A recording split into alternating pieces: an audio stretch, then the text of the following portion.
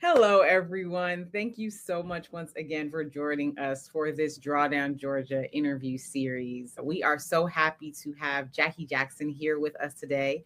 Jackie is the Resilience Program Administrator for Chatham County, Georgia. Hi, Jackie. Thank you so much for being here. Absolutely. Thank you for having me. I appreciate it. Yes, we're excited to talk to you. Let's jump right in. Please, Okay. I'll allow you to introduce yourself to our audience and tell us a little bit about the work that you do as Resilience Program Administrator for Chatham County. Sure thing. As you said, I am with Chatham County, specifically unincorporated Chatham County. Okay. If you're familiar with the city of Savannah, Savannah is located within the boundaries of Chatham County. So that's kind of where we're at on the coastal Georgia area. I have been in this program within Chatham County for a little over 4 years now. And underneath that, it's been drinking from a fire hose ever since because there's so much to do and so many funding sources that have come down recently and that type of thing. So with that being said, my particular background, I'm a biologist and have been working in the world of planning, environmental planning, community planning, urban planning, that type of thing for 30 years now, typically actually in Chatham County and the surrounding area. So it's been great to see the transition and the progress in so many ways in this community that I actually call home. I'm from Chatham County, born and raised. So everything that I do is kind of personal, to say the least. So environmental planning and then long range planning with the focus around water is where I started, and then grew into climate change, focus, resilience, sea level rise, all of that. Wonderful, wonderful. Thank you so much for giving us kind of that rundown. And I know we're going to talk more about kind of what resilience means for Chatham County and what the work that you all are doing. So you were hired to help start Chatham County's resilience program in 2022. So Right. what prompted the county to establish this program? That's kind of, I guess, pioneering, you would think, for a South Georgia county. So what prompted the county to hire for that position and establish that program?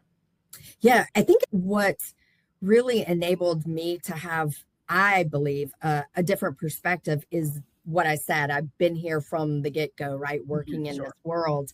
And as a planner specifically for Chatham for so many years, we have been in so many ways dealing with new events, new situations, new planning perspectives. And local government is what it is. We're always trying to do so many things, but we were more in the reactive stage versus proactive and dealing more with mitigation. I think what's really afforded this program to stand up and get support was just that, right? We have in the past 10 years had so many storms, so many scenarios Right, of and course. situations, hitting Chatham County and the coast that our elected officials were comfortable bringing in a different mindset, to be honest. And as I said, we've been doing so many things for so long, but there was never really an entity or a program or even a person that had that higher level perspective of all the different things going on. We see as resilience within the county, it is much more holistic than just sustainability, for example. Right. The resilience as down to that human scale. So you've got so many things affecting different aspects of a community and a human being and a family that we were all moving in different pieces. We needed an entity such as resilience to kind of get a big scope of what was going on as an entire community. So I think that's really what was driving it. And again, planning. We've been planning, and let's start doing some implementation of some of these things that we've been preaching for so long. So it really lent itself to starting a program within the resilience realm. And to be honest, I was very lucky. I had the support of elected officials and county management that said, okay, I think as long as you can do X, Y, and Z, we're going to make this move and try and make this happen and see where it goes. And I think we've been very successful, I do think, since it started. So it's been great so far. But you're right, isn't necessarily another community doing resilience exactly like this. It's a little bit bigger than others, but I think that has been really rewarding and I guess very productive as well, hopefully. So yeah, it's been pretty great, honestly. That's helpful. So just to ask kind of a follow-up question, you talked about how Chatham County's resilience program is kind of a bigger scope and has more of a connection of the human centered and not just Yep. sustainability.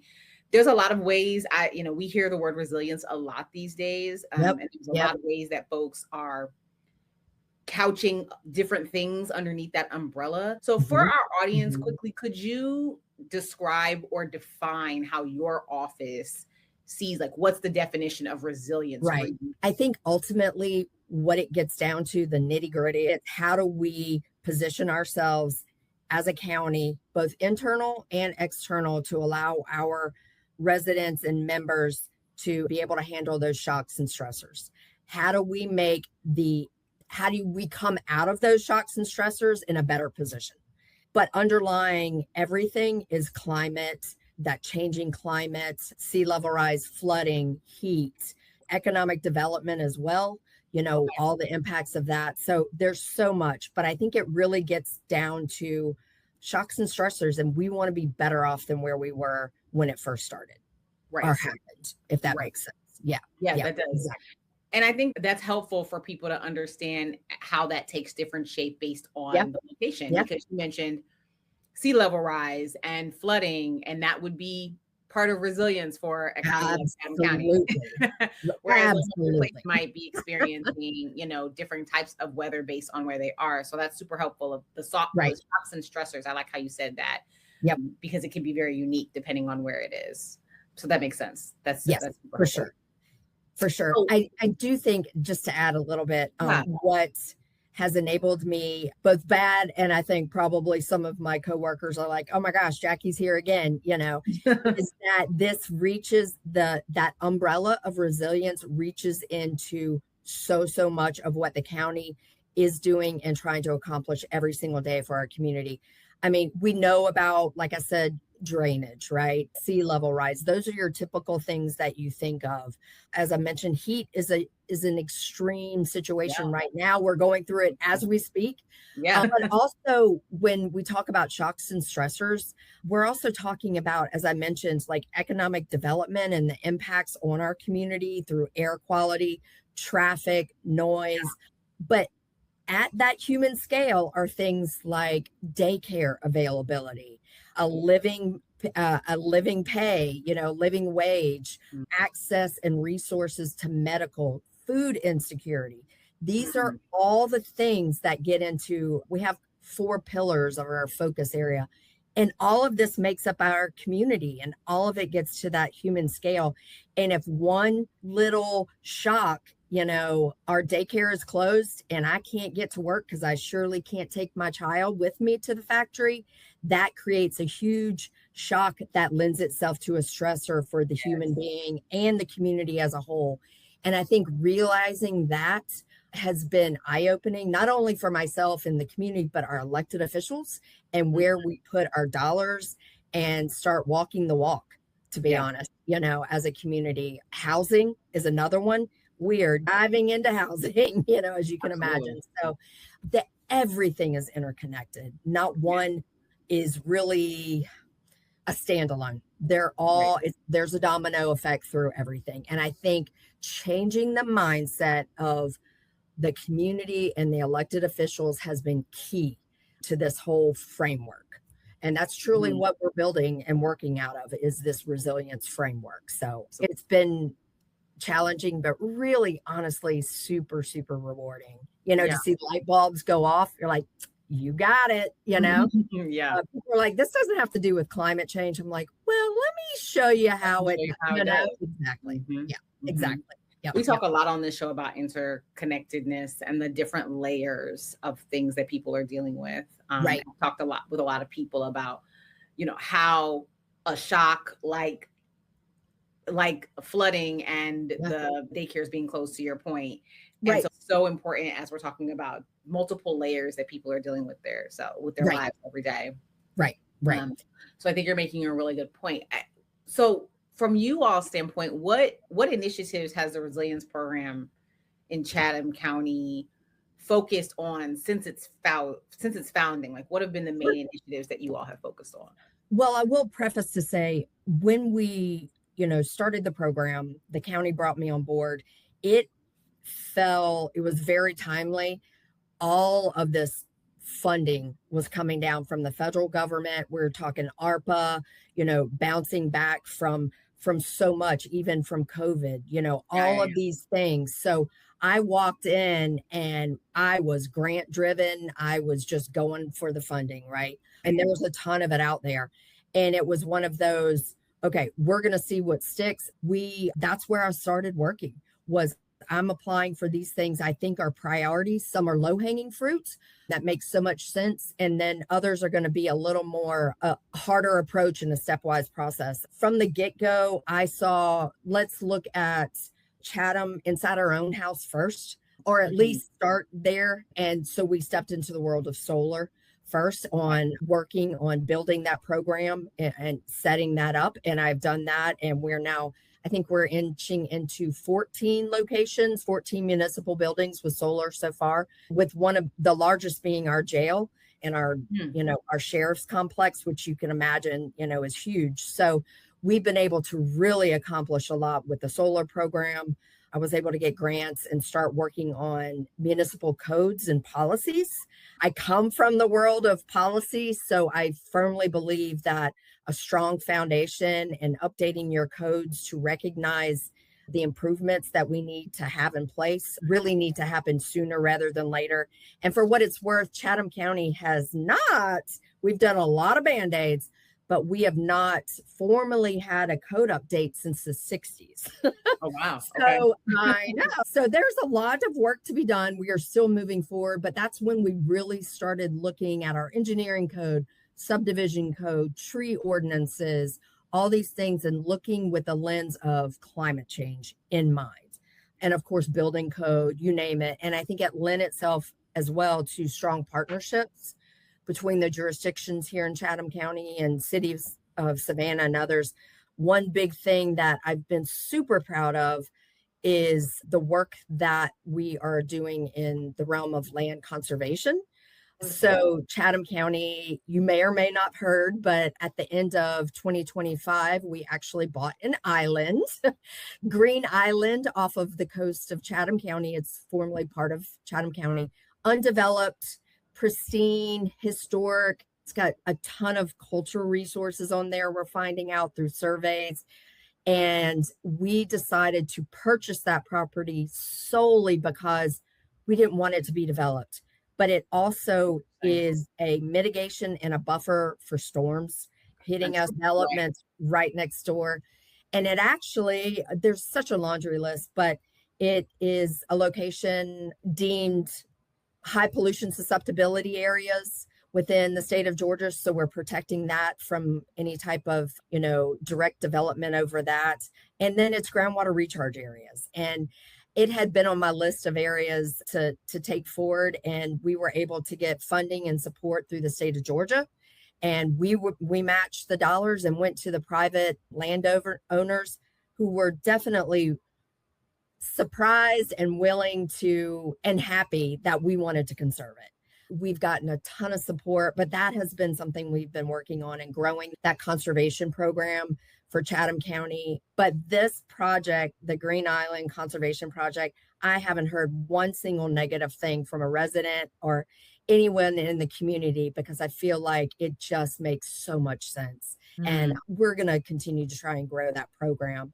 And then we've stepped into the world of electric vehicles as well, EV. We don't currently, Chatham County, we do not have an electric vehicle fleet. So we felt that it made sense to let's look at our infrastructure first and figure out where it makes sense to put charging systems before we're just buying a bunch of electric vehicles and have nowhere to charge them and that type of thing. So there's been parallel efforts. I've been working with Georgia Power as well on their Make Ready program, and they've allowed us and helped us get our first electric vehicle chargers at our fleet facility. So we're now going to work on integrating some EVs into our fleet, which is exciting. We were awarded a grant from the South Coast Regional Commission, and they really looked at electric vehicles as a workforce development component as well. And of course, infrastructure. So what we were awarded a grant for was to look at EV infrastructure, but specific to hurricane evacuation routes as well. Taking that into account, we do not want this infrastructure placed in areas that are going to flood. We're going to be looking 25 years out plus. Let's make sure that we're putting wise investments where it needs to go. So we looked at water tables, sea level rise, layers, those type of things with that as well. We have boundaries all over with islands, so it became very important. And to be honest, what really brought it to light was in 2024, when we had evacuations from Florida before storms, and we had people coming up the coast through Chatham County, and we just did not have the infrastructure in place for them to charge their electric vehicles.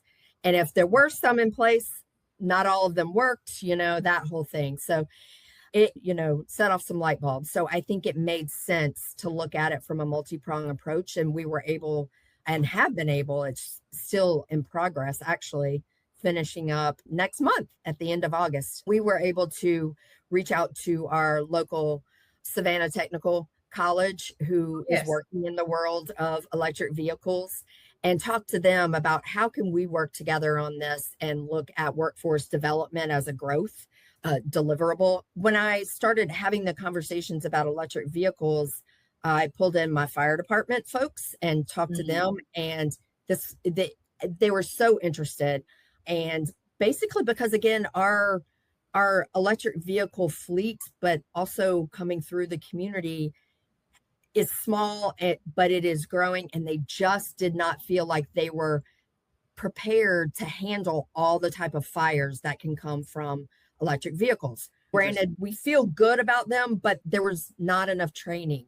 The type of vehicles are changing so much. So I was able to pull them in and work with Savannah Tech and build that program and get training and educational materials and whatnot.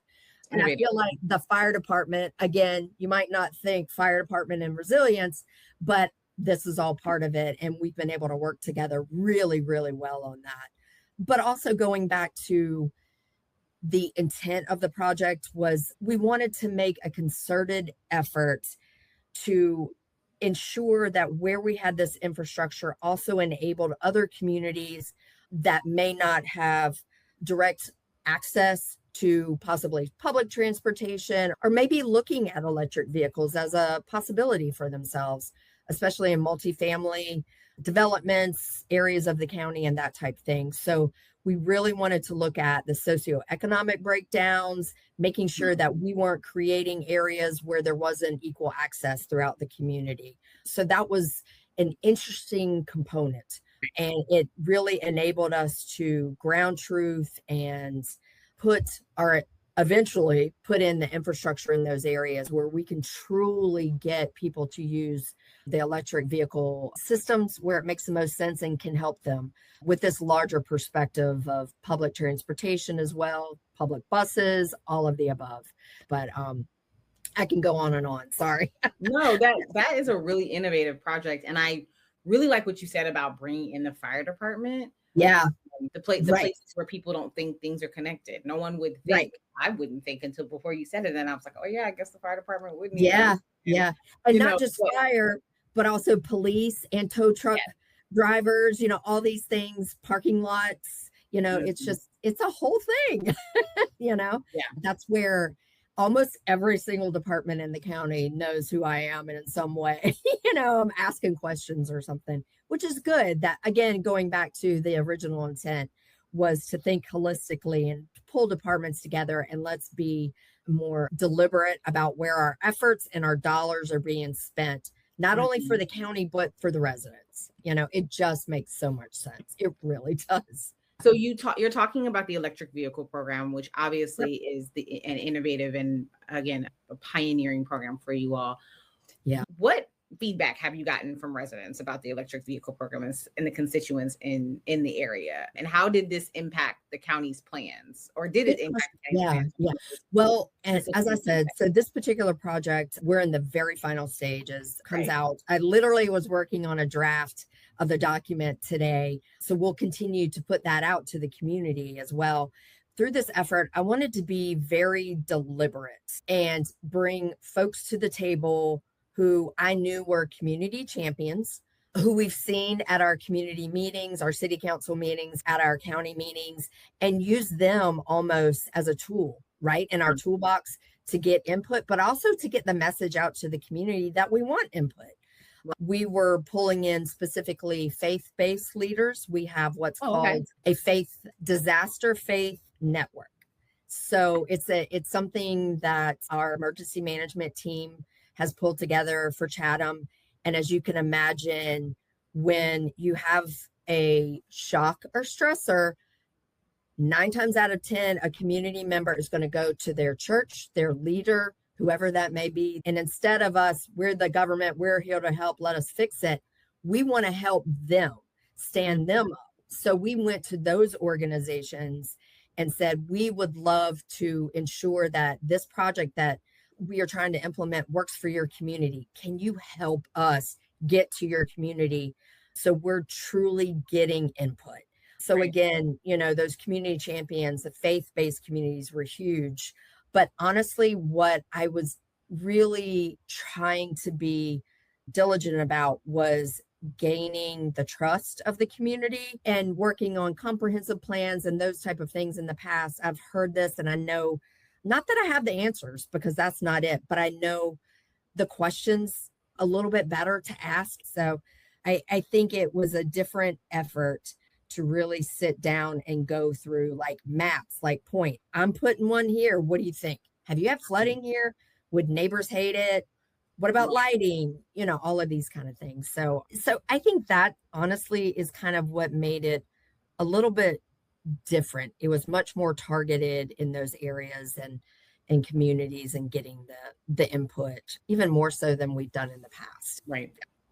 Yeah. And so expounding on that, how do you ensure that historically disadvantaged communities have a seat at the table in the resilience planning? You talked a little bit about that, but just expanding on that. And what advice would you have for other local governments to ensure that their vulnerable communities are included?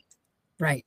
I will say Chatham County is very special and honestly lucky. We have a number of nonprofits that are solely focused. Harambe House is one. We have communities. Okay, yeah. Dr. McClain is my movement mother. I love her very much. Exactly, right?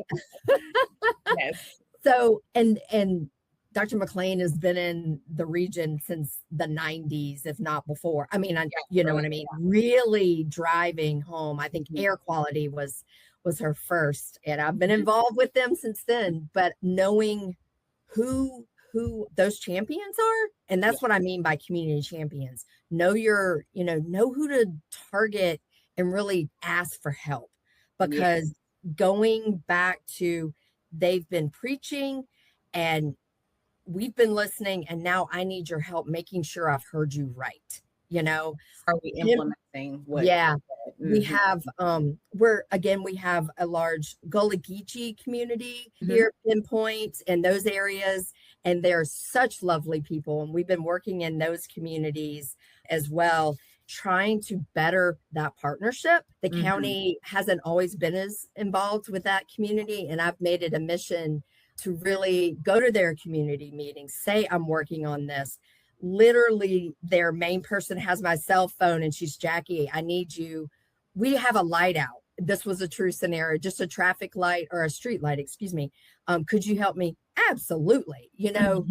Making the partnerships and the connections and doing what you say you're going to do, has been so important. And getting into those communities. And as they are more and more impacted by the extreme heat, by the continual flooding, land use changes, all of these things, bringing them to the table at the very beginning out of like, here's what we've decided you need.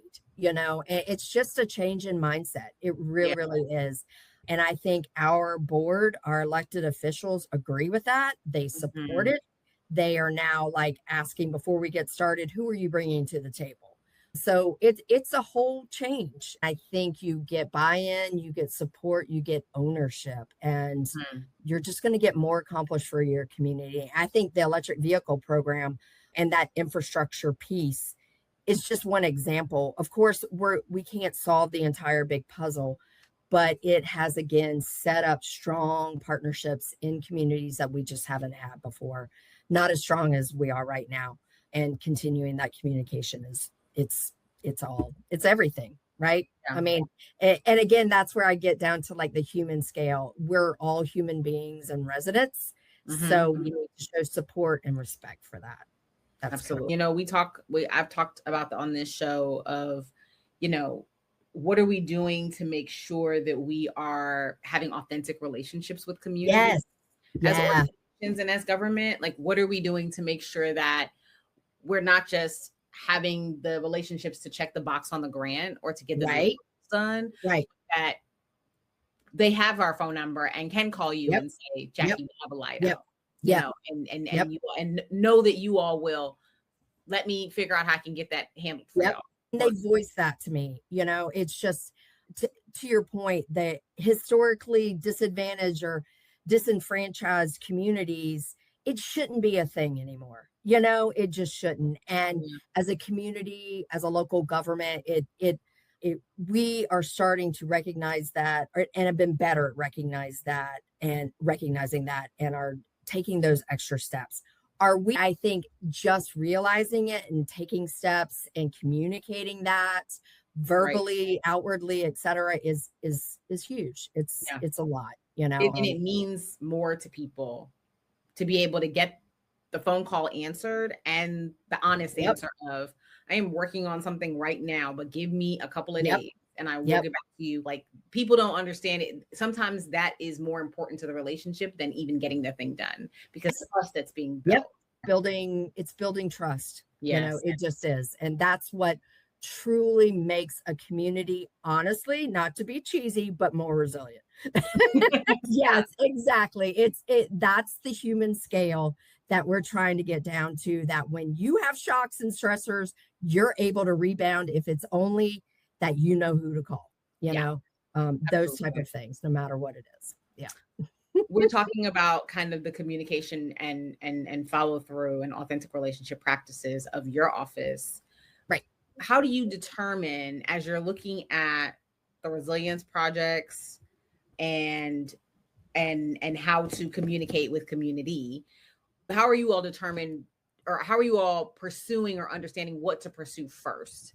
How are you all determining what to pursue first? There's so much work to do. There is needing. So how are you all determining what you're going to go after first? And how do you balance the climate mitigation side with the climate adaptation priorities? Because there's also so much going on from a climate perspective in Chatham County.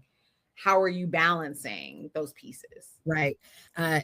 I know there's not a perfect answer, to be honest. A lot of it, of course, as you can imagine, is who's on your board, what are your elected officials' priorities, and funding, right? So it's kind of understanding what all the needs are at that higher level, figuring out where I can be better positioned to help them, and then utilize other finances or resources for other projects, and understanding that we all have competing resources for sure. The county has enabled resilience to be at the table, as I mentioned, with the budget planning process for most of the larger departments. I'm finishing a project now called the Resilience Roadmap for Chatham County.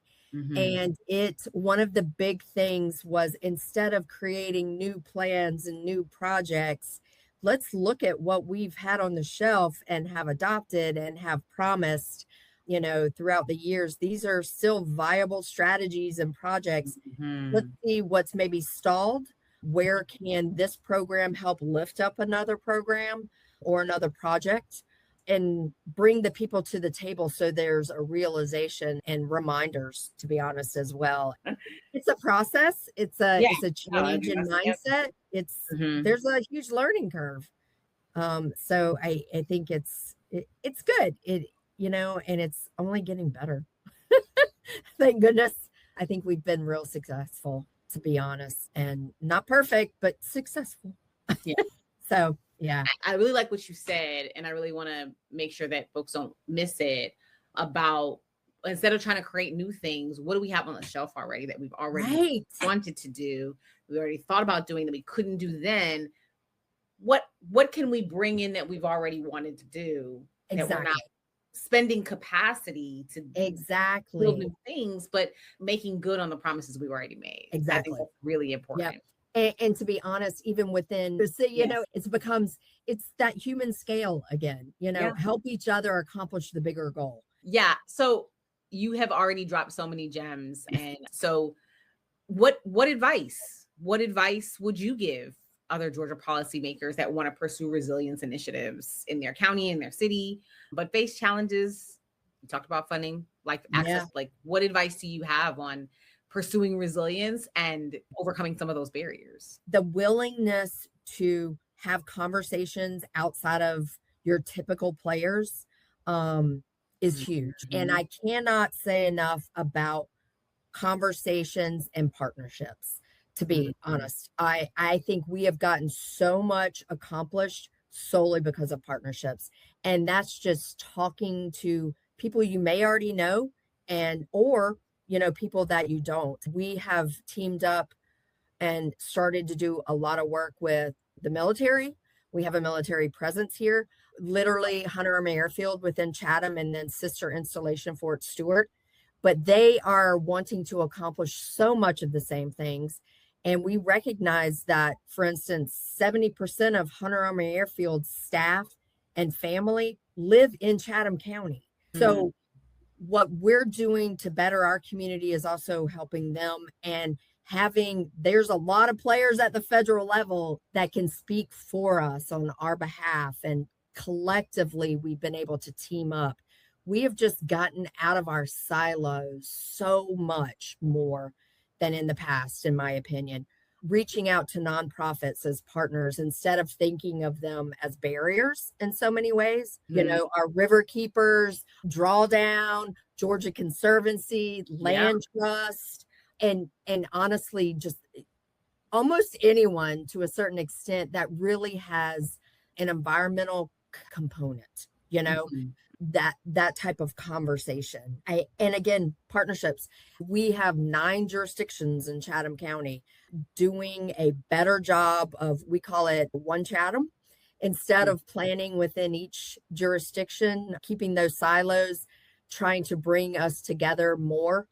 As this week we had I just pulled the city planners together for our communities, only like 10 of us on the call, and we were talking about data centers, so and they were like, thank you for doing this. We've got to get back to that conversation in our lives, right? And having, just getting gut checks and whatnot. And that's where you build partnerships and friendships, and people are willing to, and communities are willing to say, hey, I'll work with you on this grant, or I would like to do this. What do you think? And like, yes, that would accomplish X, Y, and Z. But so much of what I have accomplished has been without funding, to be honest. And I mean, funding at the staff level kind of deal. Yeah. I'm a one-woman show. I like to say I have a strong team of 3. Me, myself, and I in the resilience program. So the comment that you need a ton of staff isn't necessarily, I don't want to say untrue. It's because I surely could use more staff, but you can accomplish a lot with partners and conversations and stakeholders. And I think that's where it becomes important. I will help out a smaller community write a grant if it's going to benefit both of us. They may not have staff. I know how to write grants, that kind of thing. And I'm fine with that. They're like, are you sure? Yeah, we're accomplishing, resilience work here, of course. So it's willingness to step outside of our typical comfort zones and have those conversations and partnership building efforts is seriously critical. I think that's the one thing I would have as a takeaway. And it can go opposite, right? Those nonprofits and the academia side, go to your local planners, your local government, and say, we want to be at the table with you. Yeah. We have strong partners with Savannah State University, Georgia Southern University, University of Georgia, Georgia Tech, Savannah Tech, but it's pulling them all to the table when there's something that is appropriate, as you can imagine. And you're creating a huge web of resources by doing that. Yes. Yeah. So I would say it turns both ways for the general public, inclusive of all of that as well. And you create a tighter community that can bounce back better when you're accomplishing better things, after all these shocks and stressors. So yeah, that's my one general takeaway. And it doesn't cost anything, to have those conversations and to put yourself out there and being real honest, like, hey, I don't have money to bring to the table. I have me, I've got skill set, but I'm willing to stand up and do the job. So important. Right. I mean, that's, decades in the making. Yeah. More and more, especially on this show, I have learned from folks that aren't just in private businesses or aren't just in nonprofits, but are in city government, but are in, different places, and not just in Atlanta, that are in city government or in county government or in other parts of the state that have figured out, okay, we just want to make sure that the folks in Chatham County are prepared for the shocks and stressors when it comes to extreme weather, when it comes to floods, when it comes to hurricanes, when it comes to things like that. That is not a partisan issue. Everyone in Chatham wants to make sure that their houses and themselves are going to be okay in flooding. So how can we make sure, how can you all make sure that those folks are prepared for that, period, regardless of what our political ideologies are? And I think that's so important. And we've learned so much on this. Agreed. And to your point, Georgia, I mean, we don't have a state resilience office. We don't have a state resilience officer. We don't have a lot of direction. So it comes down to the local level. Make it pertinent to your community. Figure out what those biggest needs are in your community. And let's start chipping away at what those are and figure out how collectively we can get it done. It's kind of the crux of how I've handled or tried to move forward with this as much as possible, for sure. Now, it's a ton of work depending on how much you want to take on. Of course, not everyone knows the behind the scenes and whatnot and the day-to-day struggles of local government, but understanding that middle ground and relaying that middle ground, like, I hear you, I want to help you, I want to accomplish that too. I've got this priority. I'm going to figure out how to make it work at the same time. And we're going to move forward. We may not get all the way to the finish line yet, but we're going to start walking that road. Absolutely. Yeah. Absolutely. So, super Thank critical. you so much, Jackie. This has been so helpful. And I've learned a lot, and I'm sure our audience will and has as well. And I have one more question. It's my favorite question from you. one more question for you. It is my favorite question, but it really talks about, especially in this time, I want to continue to talk to folks, and I want to continue for folks to hear from our show about hope, because it's so important. It's especially important right now with everything, with things sometimes being so divisive. So what is giving you hope for around climate in Georgia? All the good work. And I think what is somewhat, I say, local government is often our own worst enemy, that we don't talk about all the great stuff that's going on that we're accomplishing. People really tend to only hear the negative, but I see it and I hear the conversations and I see the staff trying to do really awesome stuff. And we don't have time to tell all the good stuff, because then we look like, but I think we've got so many people that are willing to step up.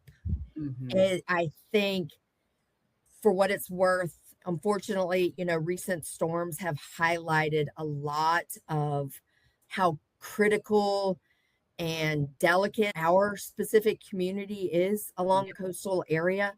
And people are paying attention, unfortunately. But I think it's also bringing to light some of the critical protection that needs to happen. Georgia we have 100 miles.